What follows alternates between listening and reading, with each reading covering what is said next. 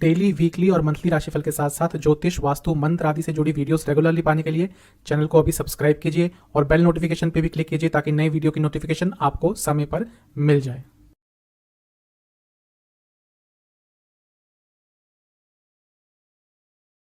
ओम गणेशाय नमः। ओम नमः शिवाय। मैं निखिल ज्योतिष आचार्य आप सभी का मेरे चैनल पे पुनः स्वागत करता हूं। आशा करता हूं आप सभी स्वस्थ होंगे। महादेव की कृपा आप सभी पर सदैव बनी रहे। ये वीडियो कर्क यानी कि कैंसर के लिए बहुत ही महत्वपूर्ण वीडियो है, क्योंकि यह वीडियो है कर्क के लिए होने वाले मंगल महाराज के राशि परिवर्तन के बारे में। मंगल 10 मई 2023 को अपना राशि परिवर्तन कर रहे हैं और कर्क में ही प्रवेश कर जाएंगे, यानी कि आपके लग्न में ही प्रवेश कर जाएंगे। आपके लिए मंगल बहुत महत्वपूर्ण ग्रह है। सभी के लिए मंगल बहुत महत्वपूर्ण ग्रह होते हैं, क्योंकि कई चीज़ों के कारकत्व उनके पास होते हैं। 3 दृष्टियां होती हैं, साहस के, पराक्रम के, उत्साह के कारक होते हैं। तो सभी के लिए महत्वपूर्ण होते हैं, लेकिन आपके लिए ज़्यादा महत्वपूर्ण होते हैं क्योंकि आपके योग कारक ग्रह हैं और अभी तो आपके लग्न में ही आ रहे हैं। तो पूरा प्रभाव आपके जीवन पर मंगल महाराज का पड़ने वाला है। तो इस वीडियो में हम पॉजिटिव और नेगेटिव दोनों ही चीज़ों के बारे में डिस्कस करेंगे और वीडियो के अंत में कुछ उपाय भी अवश्य बताऊंगा। कहाँ से देखें राशिफल, जैसा मैं हर बार कहता हूँ, टेक्निकली लग्न राशि और चंद्र राशि से अलग अलग राशिफल नहीं बन सकते। मेरे हिसाब से अगर लग्न से देखेंगे बहुत अच्छे रिजल्ट मिलेंगे। अगर बेटर रिजल्ट चाहते हैं राशिफल का, तो जो आपका लग्न है और जो आपकी राशि है, दोनों से ही गाइडेंस के लिए देख लिया कीजिए, अच्छे रिजल्ट मिलेंगे। तो शुरुआत करते हैं मंगल महाराज के इस राशि परिवर्तन का क्या प्रभाव पड़ेगा कर्क पर। पॉजिटिव पॉइंट्स के, सकारात्मक पॉइंट से स्टार्ट करेंगे। मंगल लग्न में ही आ रहे हैं तो पूरा प्रभाव आपके जीवन पर मंगल का देखेगा। अब मंगल साहस के कारक है, मंगल पराक्रम के कारक है, मंगल उत्साह के कारक है, मंगल लॉजिकल थिंकिंग के कारक है। जिसके मंगल स्ट्रांग होते हैं, लग्न पर प्रभाव होता है, कुंडली में दूसरे घर पर प्रभाव होता है, वो बहुत ही लॉजिकल तर्क वितर्क रखते हैं और वो आज के समय में बहुत काम भी आता है। मंगल एक कॉम्पिटिटिव स्पिरिट देता है। मंगल व्यक्ति को आगे बढ़ने पर प्रेरित करते हैं। तो जब मंगल आपके लग्न पर आएंगे तो ये सारी अच्छी चीज़ें आपके पूरे व्यक्तित्व में देखने को मिलेंगी। आप आगे बढ़ने का प्रयास करेंगे, आपके जीवन में उत्साह आएगा, आपके जीवन में कॉन्फिडेंस बढ़ेगा और बहुत लॉजिकल थिंकिंग आपकी हो जाएगी। देखिए, जो कर्क वाले जातक होते हैं थोड़ा लेट बैक होते हैं। मैं कई बार बता चुका हूँ कि जितना इनको मिल जाता है उससे खुश रहते हैं और उसके कारण कभी कभी जो अपॉर्चुनिटीज़ आती हैं लाइफ में उसका लाभ नहीं उठा पाते, या यूजुअली बहुत देर कर देते हैं। किसी भी डिसीजन को लेने में ये बहुत देर कर देते हैं। अब जब मंगल आ रहे हैं, अब कर्क एक जल तत्व की राशि है और जब वहाँ पे मंगल आएंगे जो अग्नि तत्व के हैं, तो इसका पॉजिटिव और नेगेटिव दोनों ही प्रभाव होगा। पॉजिटिव ये होगा कि वो जो लेड बैक एटीट्यूड है, वो जो इमोशनलनेस है, वो जो सेंसिटिवनेस है कर्क की, उसमें कमी आएगी और आप बहुत प्रैक्टिकल हो जाएंगे और प्रैक्टिकल निर्णय लेने में आप सक्षम रहेंगे और कुछ बड़े निर्णय लेने में भी सक्षम रहेंगे। ये कर्क की एक विशेषता होती है, इसको पॉजिटिव कहिए नेगेटिव। ये बड़े निर्णय कभी कभी अपने आप नहीं ले पाते। अब जैसा मैंने कहा, बहुत बार मैंने ऐसे देखा है कर्क वाले जातकों को, ये बहुत डिले कर देते हैं और उसके कारण कई बार ये अपने पोटेंशियल तक पहुंचते पहुंचते रह जाते हैं। लेकिन ये जो 50 दिन का समय है, यहाँ पर मंगल आपको बहुत अच्छे प्रभाव देने वाले हैं। मंगल आपके लिए बहुत महत्वपूर्ण है, मैं बहुत बार बता चुका हूँ, क्योंकि वो आपके योग कारक ग्रह हैं। किसी भी लग्न का जो योग कारक ग्रह होता है, अगर उसका प्रभाव अच्छा होता है, वो लग्न में आते हैं, भाग्य स्थान में जाते हैं, 10वें घर में जाते हैं, अच्छे स्थानों में जाते हैं, तो अपना प्रभाव और अच्छा देना शुरू कर देते हैं। योग कारक ग्रह मतलब कि आपके कार्य बनने शुरू होंगे। योग कारक यानी कि वो चीज़ों को जोड़ रहा है, इसलिए आपके अपूर्ण कार्य पूर्ण होंगे, जीवन आगे बढ़ेगा, रुकावटें दूर होंगी, उलझनें दूर होंगी और प्रॉब्लम्स के सॉल्यूशन आपको प्राप्त होंगे। ये बहुत अच्छी चीज़ है। मंगल प्रॉपर्टी के कारक हैं। आप प्रॉपर्टी खरीदना चाहते थे, समय अच्छा है। हाँ, नीच के हैं तो थोड़ा संभल के लीजिएगा, मैं बात करूंगा उसके बारे में नेगेटिव में। लेकिन अगर आप प्रॉपर्टी या इवन वाहन भी खरीदना चाहते थे, उसके लिए 50 दिन का समय अच्छा है, लेकिन कुछ चीज़ों का ध्यान रखना पड़ेगा, वो मैं बात करूंगा। इसके साथ ही मंगल जब लग्न में है तो वो 10वें घर से चौथे में है, यानी कि कार्य क्षेत्र में भी आप इमोशनली बहुत स्टेबल रहेंगे और जो मुश्किल चीज़ें होंगी उनको भी सॉल्व कर लेंगे। मंगल चौथे से 10वें में है, यानी कि आपकी माता जी अगर काम करती हैं, वो वर्किंग वुमेन है, तो उनको लाभ होगा।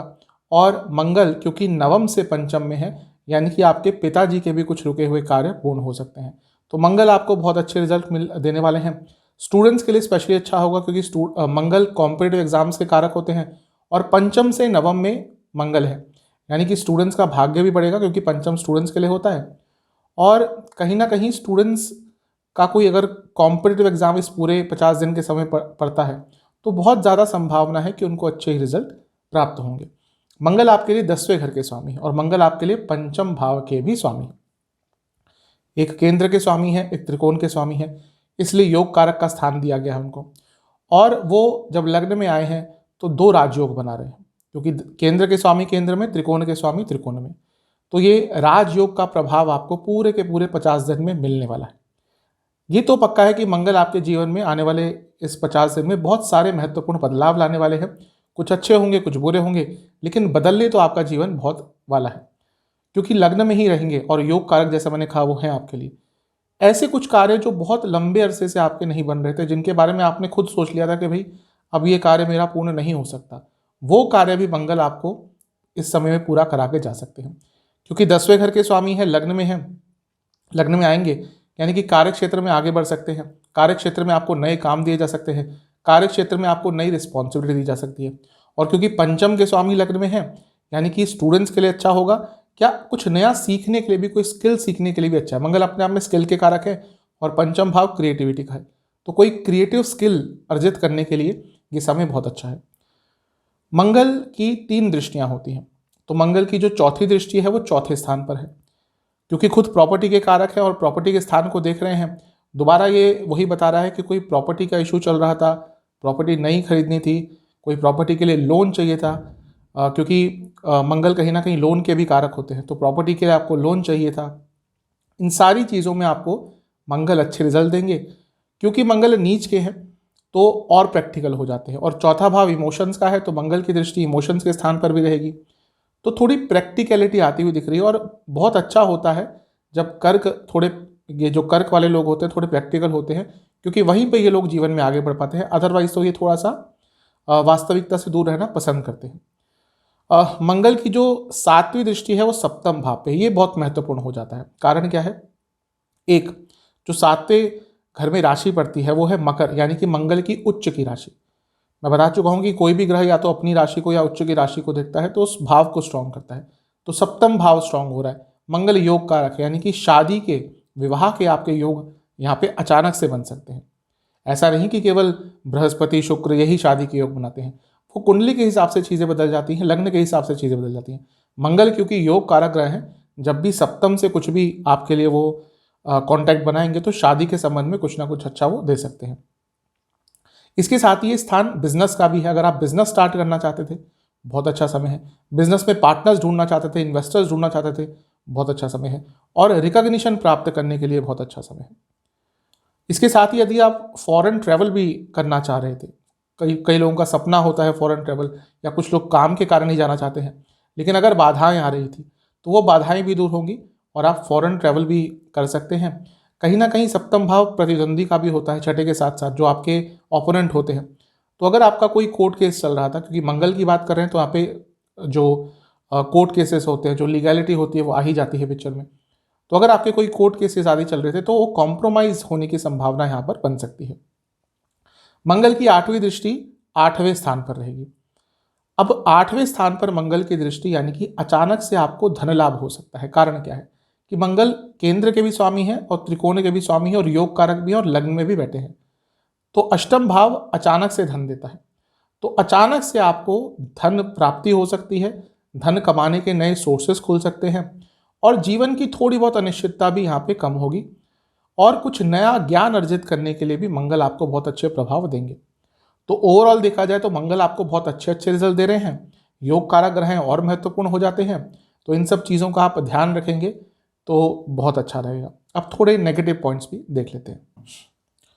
नेगेटिव पॉइंट्स की बात करते हैं। देखिए, मंगल क्योंकि योग कारक हैं, लग्न में आएंगे, अच्छा रिजल्ट देंगे, लेकिन मैं हमेशा से यही बताने की कोशिश करता आया हूँ कि ज्योतिष में कभी भी एक फैक्टर नहीं होता। ऐसा नहीं कि एक ग्रह सिर्फ अच्छे ही रिजल्ट देगा, ऐसा हो ही नहीं सकता। हर ग्रह के अच्छे रिजल्ट होते हैं, हर ग्रह के बुरे रिजल्ट होते हैं।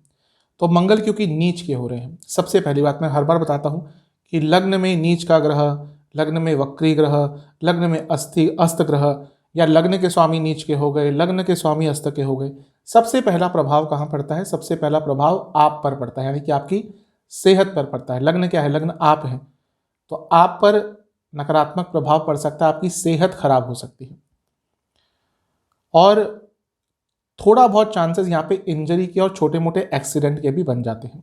तो अगर वाहन चलाते हैं बहुत ध्यान से चलाइएगा, इंजरी के चांसेस, छोटे मोटे एक्सीडेंट के चांसेस बन जाते हैं।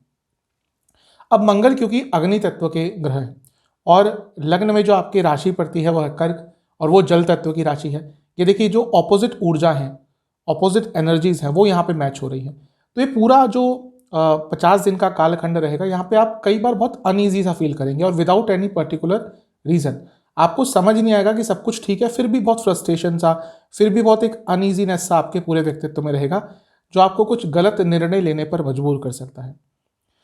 मंगल नीच के है, मैं हमेशा बताने की कोशिश करता हूँ नीच का ग्रह बुरा नहीं होता, लेकिन जो उसके नेचुरल कारकत्व होते हैं, पॉजिटिव और नेगेटिव की बात कर रहा हूँ, तो जब ग्रह नीच का होता है तो उसके नेगेटिव जो एस्पेक्ट्स होते हैं, नेगेटिव जो कारकत्व होते हैं वो प्रबल हो जाते हैं, एग्रेशन बहुत रहेगा। और कर्क का ये एक पर्टिकुलर व्यक्तित्व होता है कि गलत जगह पर अपना गुस्सा दिखाते हैं, बड़ी बड़ी बात को कॉम्प्रोमाइज़ कर जाते हैं, बड़ी बड़ी बात को झेल जाते हैं, गुस्से वाली सिचुएशन में चीज़ों को हैंडल करवा देते हैं, लेकिन इनका गुस्सा जब निकलता है तो गलत ही जगह पे निकलता है। और वैसा ही ये 50 दिन में रहेगा, आप गलत जगह पर अपने गुस्से को दिखाएंगे, एक्सप्रेस करेंगे, उसके कारण प्रॉब्लम हो सकती है। इसके साथ ही क्योंकि मंगल है, नीच के है, तो जो आपकी ऊर्जा है कभी कभी अनकंट्रोलेबल रहेगी और इसके साथ ही इच्छाएं भी थोड़ी गलत तरीके की आपकी बढ़ सकती है। तो आपको इन सब चीज़ों का ज़्यादा ध्यान देना है क्योंकि मंगल नीच के हो रहे हैं और 10वें घर के स्वामी हैं। अगर रिसेंटली आपकी प्रमोशन हुई है जिसकी संभावना बन जाती है, क्योंकि अभी आपके जो 10वें घर के स्वामी हैं उनका कुछ समय के लिए शुक्र के साथ भी युति हुई थी, तो संभावना बन जाती है कि रिसेंटली कुछ प्रमोशन आदि या कुछ करियर में अच्छा हुआ था। लेकिन क्योंकि 10वें घर के स्वामी लग्न में आकर नीच के हो गए हैं और 10वें घर में ग्रहण भी लगा था, तो ये समय जो आने वाला है कार्य क्षेत्र में अच्छा नहीं रहेगा, क्योंकि आपको ऐसे कार्य दिए जाएंगे जो आपको परेशान करने के लिए होंगे। ऑफिस पॉलिटिक्स हो सकती है और कहीं ना कहीं आपके कॉन्फिडेंस को कम करने का प्रयास होगा, क्योंकि मंगल की चौथी दृष्टि चौथे स्थान पर है, वो माता का स्थान है और केतु ऑलरेडी बैठे हैं, तो माता जी की तबीयत खराब हो सकती है और घर में भी थोड़ा कलह, घर में भी थोड़े लड़ाई झगड़े हो सकते हैं। मंगल की 7वीं दृष्टि सप्तम पर है। अब भले ही शादी के योग बनाएंगे, लेकिन जो ऑलरेडी शादीशुदा है उनके जीवन में ये थोड़ी लड़ाई झगड़े, थोड़े एग्रेशन लेके आएंगे। और क्योंकि मंगल की 8वीं दृष्टि अष्टम में है और वहाँ पर शनिदेव ऑलरेडी बैठे हुए हैं, यानी कि आपकी तबीयत अचानक से बिगड़ सकती है। तो इन सब चीज़ों का आपको ध्यान देना है। अगर मैं पर्टिकुलरली सेहत की बात करूँ तो सर के रोग, बीपी के रोग, प्राइवेट पार्ट से जुड़े रोग, इन्फेक्शंस और किडनी की प्रॉब्लम आपको ज़्यादा तंग करेगी। उपाय की बात कर लेते हैं। आपको 10 तारीख के आसपास किसी भी मंगलवार को या किसी भी दिन आप मंदिर जा पाए तो आपको हनुमान जी के सामने 4 घी के दिए अर्पण करने हैं उनको, हर बजरंगबली को, और हर घी के दिए में आपको एक लौंग का दाना डालना है और फिर हनुमान जी के सामने बैठ के आपको 11 बार हनुमान चालीसा का पाठ करना है। क्योंकि सेहत पर नकारात्मक प्रभाव दे रहे हैं तो इसलिए थोड़ा ज़्यादा कीजिएगा, यानी कि 11 बार एटलीस्ट हनुमान चालीसा का पाठ कीजिएगा। और इसके साथ ही आपको महामृत्युंजय मंत्र का भी 108 बार जाप करना है और मंदिर में कुछ दक्षिणा देके आनी है। आशा करता हूँ कि वीडियो आपके काम आएगी। चैनल पर नए हैं सब्सक्राइब कीजिए, वीडियो को लाइक कीजिए। मिलता हूँ अगली वीडियो में, तब तक के लिए ओम नमः।